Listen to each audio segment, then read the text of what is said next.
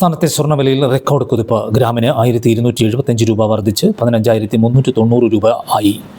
പവന് വില 10,200 രൂപ കയറി 1,23,120 രൂപയിലെത്തി. കേരളത്തിൽ ഒറ്റ ദിവസം ഇത്രയും വില കൂടുന്നത് ഇത് ആദ്യമാണെന്ന് വ്യാപാരികൾ. രാജ്യാന്തര വിപണിയിൽ കൂടി സ്വർണ്ണവില വർദ്ധിച്ചിരുന്നുവെങ്കിൽ സംസ്ഥാനത്തെ നിരക്ക് ഇതിലും കൂടുമായിരുന്നു. ഇന്ന് അർദ്ധരാത്രി മുതൽ രാജ്യത്തേക്ക് ഇറക്കുമതി ചെയ്യുന്ന സ്വർണത്തിനും വെള്ളിക്കും നിലവിൽ നൽകേണ്ടിയിരുന്ന 6% നികുതിക്ക് പകരം 15% ഈടാക്കുമെന്നാണ് കേന്ദ്ര സർക്കാർ പ്രഖ്യാപനം. ഇന്ത്യൻ രൂപയുടെ വിനിമയ നിരക്ക് പിടിച്ചു നിർത്തുവാനും വിദേശ നാണ്യശേഖരം സംരക്ഷിക്കുവാനുമാണ് നീക്കമെന്നാണ് വിശദീകരണം.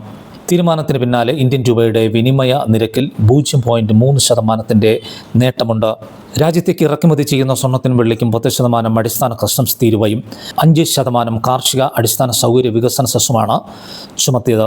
നിലവിലുള്ള ഇറക്കുമതി നികുതി 6% നിന്നും 15% ആയി. നീക്കം ഇത്തരം ലോഹങ്ങളുടെ ഇറക്കുമതി ചെലവ് വർദ്ധിപ്പിക്കും. പുതുക്കിയ നിരക്ക് ഇന്ന് അർദ്ധരാത്രി മുതൽ പ്രാബല്യത്തിൽ വരും. സ്വർണം, വെള്ളി, പ്ലാറ്റിനം, മറ്റ് വിലയേറിയ ലോഹങ്ങളുമായി ബന്ധപ്പെട്ട വ്യാവസായിക ഇറക്കുമതികൾക്ക് ബാധകമാകും.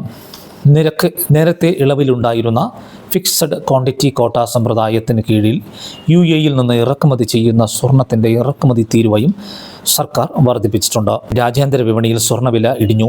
ഇറാൻ US യുദ്ധത്തിന് പരിഹാരമാകാത്തതും US-ലെ പണപ്പെരുപ്പം പ്രതീക്ഷിച്ചതിനേക്കാൾ വർദ്ധിച്ചതുമാണ് കാരണം.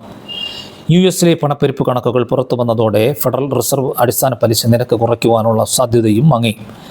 രാജ്യാന്തര വിപണിയിൽ ഔൺസിന് $4,676 താഴ്ന്ന സ്വർണം നിലവിൽ $4,696 വില ഇനിയും ഉയർന്നാൽ സംസ്ഥാനത്തെ നിരക്കിലും മാറ്റമുണ്ടാകും. കേരളത്തിൽ ഇപ്പോൾ 18 ക്യാരറ്റ് സ്വർണത്തിന് 12,710 രൂപയാണ് വില. സംസ്ഥാനത്ത് ഇന്ന് ഒരു പവൻ സ്വർണ്ണാഭരണം വാങ്ങാൻ 10% പണിക്കൂലി കണക്കാക്കിയാൽ 1.4 ലക്ഷം രൂപയ്ക്ക് അടുത്ത് നൽകേണ്ടി വരും. സ്വർണ്ണവിലയ്ക്ക് പുറമെ പണിക്കൂലി 3% GST, ഹോൾമാർക്കിംഗ് ചാർജ് അതിന് 18% GST എന്നിവയാണ് നൽകേണ്ടത്. ആഭരണങ്ങളുടെ ഡിസൈൻ അനുസരിച്ച് പണിക്കൂലിയിൽ മാറ്റമുണ്ടാകും.